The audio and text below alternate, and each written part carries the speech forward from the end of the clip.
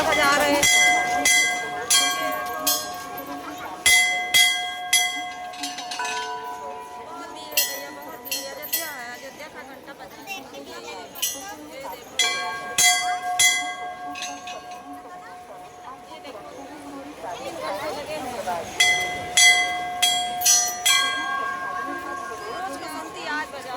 कभी आते नहीं, आज मेला है तो आज मन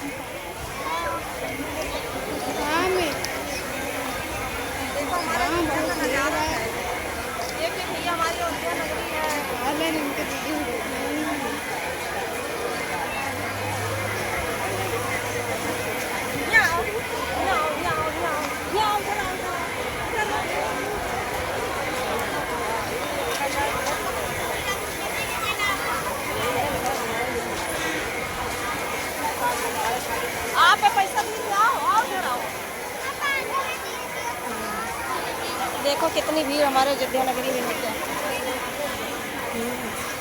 हमारे अयोध्या नगरी में बहुत देखिए भैया कितना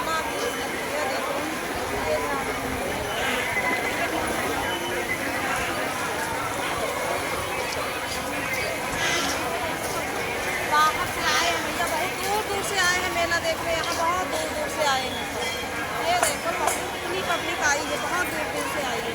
हम लोग तो यही पास ही के रह के नहीं आ पाते हैं।